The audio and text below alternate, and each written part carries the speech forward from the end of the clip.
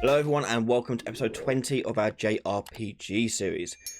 So far we've been working on our combat system and getting it all looking very nice with animations, sound effects and so forth. But we're going to finish it off today with adding a stun status for our enemy characters. So when they have taken too much damage, they look stunned, ready to perish.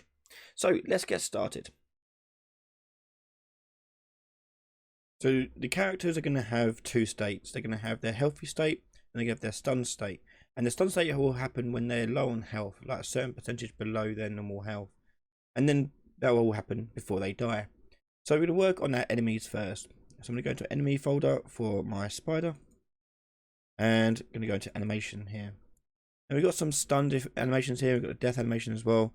So I'm going to create a new montage from our stunned enter. So stunned enter. Right click on this and create an montage. And we'll call this one spider stun. Now this one is going to be an amalgamation of multiple animations. So we've got stunned enter, and then I want to bring in the stunned loop idle. So let me just make this bigger so I can see. There's stunned idle. I'll drag this in, and I want stunned exit as well. So here's the whole loop. Okay. Now what I want it to do is to remain idle until we tell it not to. So we need to work on sections. So I pause it there and bring the playhead to where it begins to do the exit. And right click new montage section. I'm going to call this one exit stun. Okay. We're then going to go to the montage section window, which is over here. If you don't see it here, just go to window and you'll find montage sections. So now this is like the order of how things spawn. So the preview for this is that it'll play the whole thing sequentially. But I wanted to loop the middle bit here. So to do that, I need to also add another section for the start of the loop, so I know when to start and restart the loop. So new montage section, and we'll do loop, stun loop, sorry. And just drag that location there. Okay. So now we've got this here. I'm going to clear it so they're all separated like so. And then I want to go from default to stun loop. So from the default, click the little square and choose stun loop. But then I want to loop the stun loop. So then I click on that afterwards and choose stun loop again. It changes it to a loop, which is this sort of color.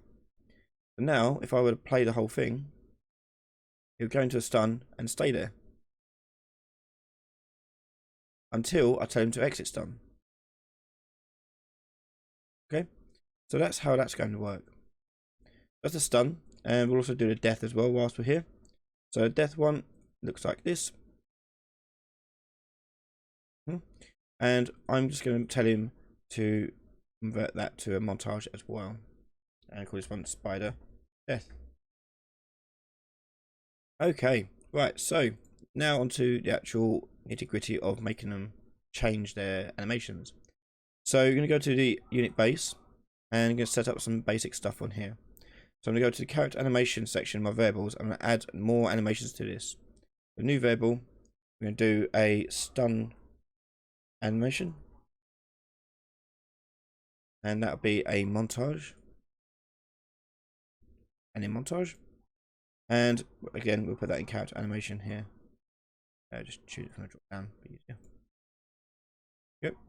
And I'll make another one. And this one's going to be death montage animation.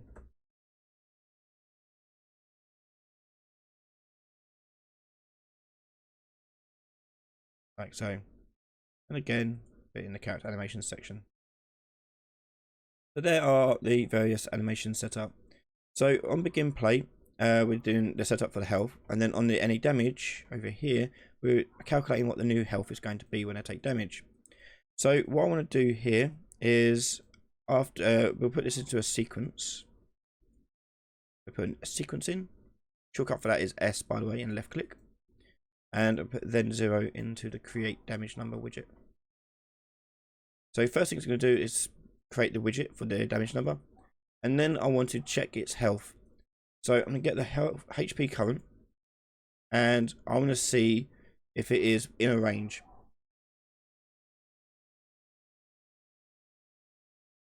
And the range I'm looking for is between 0 and the max, which is going to be a percentage of the maximum amount. So we get HP max, and let's say I want to find the when it's less than 10% of his health left. Okay, so I'm going to take this out, and I'm going to do multiplied by, and do by float. Float by float, and put in here 0.1. That'll give me 10%. So I want to put this in here. So if HP current sits between 0 and the max, I want it to go into stun. So we go into here, so. And on the true, we're going to tell it to play animation. So drag out the mesh, play montage, and go into there. And we're going to tell it to go into the montage to play the stun animation. Okay. On false, this is going to be, we're going to checking if they are dead or not.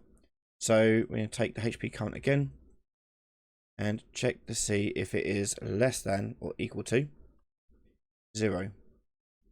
And that'll go into a branch as well. Into there. And again, we're going to do the mesh play montage and put that into the true. The montage to play is going to be the death animation assigned to the character. Like so. Okay, and if it's false again, that means that they're fine. They've got no health issues. Now there are a couple of things to worry about. First of all, we want to allow it to, even if it's 0, to go through to death. At the moment, this is inclusive of minimum. Tick off this, and it will ignore the minimum at 0. So if it goes to 0, it won't include it and go down to false here, allowing it to die. The other thing is, let's say they get healed up. We want to end this animation for the stun. So if in range is false, and because we're outside of it, and false here because we're outside of it, we want to check to see if we are currently stunned in the stun animation. So we're going to drag the mesh out, and we are going to get the anim instance. And from the anim instance, we're going to see is montage, actually, just montage is playing. There we go. And the montage is playing. Montage to check, it's going to be our stun animation. Okay. And if that is true, that means we want to go to the end of that stun end. So we're going to go to play montage again. Let's use the same stun one. But this time, the starting section is going to be the name of the section at the end, which I think I called stun end. Double check that.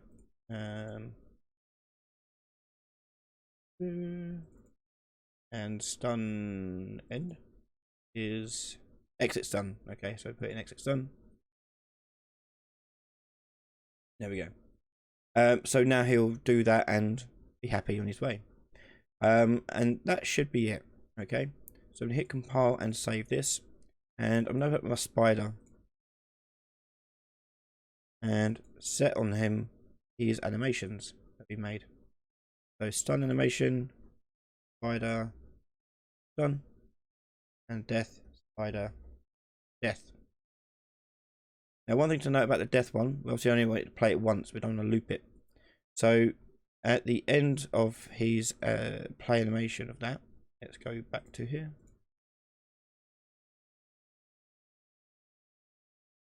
On this, we want it to not blend out, okay? Now to do that, you just go into the animation itself. Yeah. And open up the death. And death, you want to go down to blend out and turn off enable auto blend out. So when he gets to the end, he'll just stay on the floor. Okay. And that's it. So let's test this out and try and kill one of our spiders.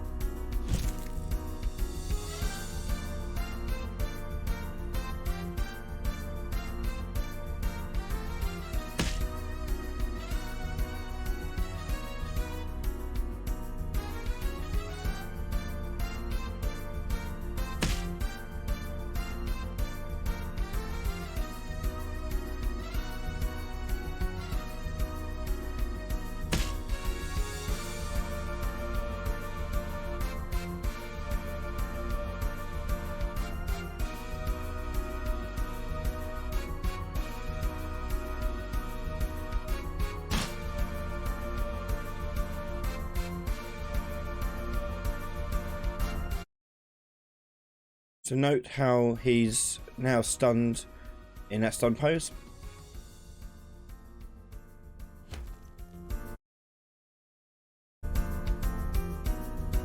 And now he's dead. Okay. However, one thing to note, let me turn it down. However, one thing to note is that the enemy is still able to be targeted, so I can still select him and still go up to attack him. Okay. So as you saw, I could still target the enemy character, and even if they're dead. And we don't want that to happen. And obviously, this will also keep on their attacking timer. They'll still attack us even if they're dead on the floor. So we need to be able to turn that off and make them untargetable and have no action. We're going to go to unit base here. And we've got death animation happening here. On completed of the death animation, or straight after actually, we could do it rather. On here, we want to first of all unpossess the character.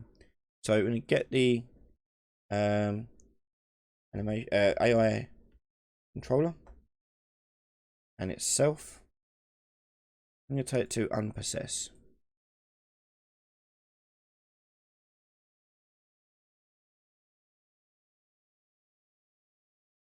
Now we need to do two jobs. The first job is to make it so his turn isn't counted, and also remove them from their options for players to select. So that's all can be handled in game mode here. So for this, I'm going to make a function. This function is going to be remove unit from battle, and this is going to take one input.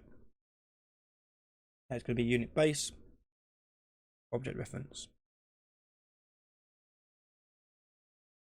And what I'm going to do is we need to check to see if this is going to be taken away from the party units or the enemy units. So I'm going to take from enemy units, get, and we'll say contains item.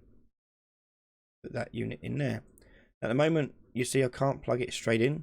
That's because this is unit base and this is looking for particularly enemy base units.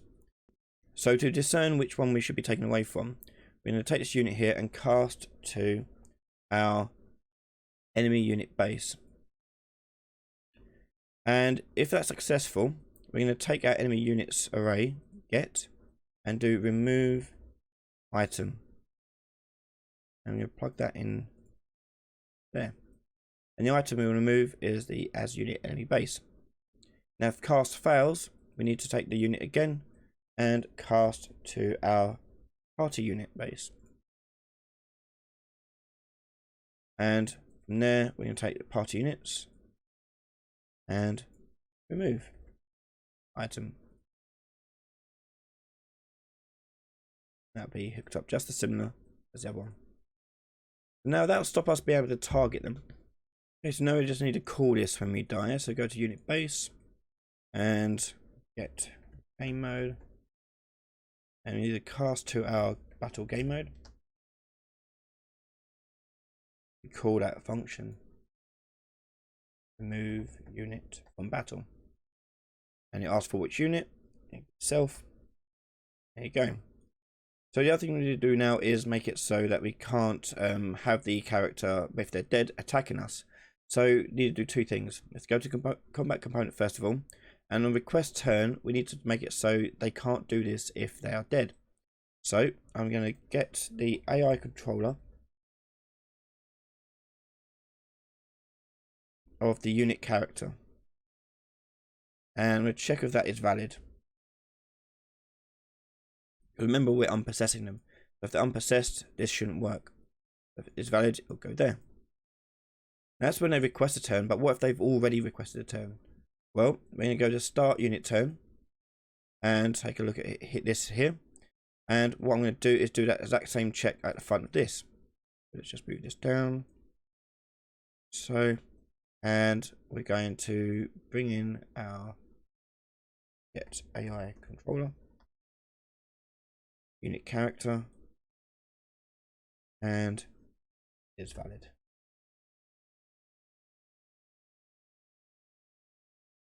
If it's valid, it will start its turn like though. If it's not valid and it gets this far, we want it just to end its turn immediately. We'll just do end unit turn. And that will end it and stop it. I'm going to go to end unit turn, And I only want it to do the begin battle and clear focus if, again, his AI controller is valid. So get AI controller, and this will be unit character, and is valid.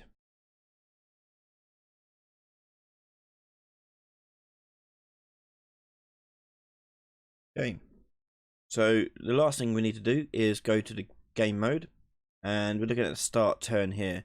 This is what gets called, and if they're already on the list, it'll call it, and the request will happen, and it'll just check to see if their turn order, which they will still be in. But what's going to happen is they're going to go down to start unit turn, and it's not going to go anywhere. It's going to get stuck there. So what we want to do is just check to see if the item inside our get here already exists in our units or not. Now we want to check to see if they are valid or not. So let's drag that across here. We're going to get their AI controller and check for their validity. So it's valid. Put that into here. There. So if it is valid, it carries on like normal. If it's not valid, what we're going to do is do ready next turn, and we want to remove it from the turn order, which is this thing here. Okay. Like so. Compile and save that. Okay, so let's test this out. I've gone ahead and changed the spider's health value, so it should die a little bit quicker. So let's test this out. Attack. I'll attack the same one.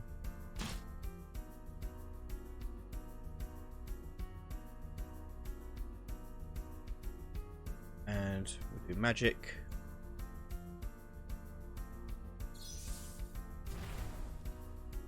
Okay, now he's dead.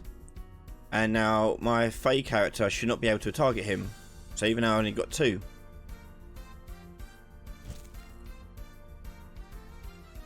And likewise, only these 2 spiders should be attacking me.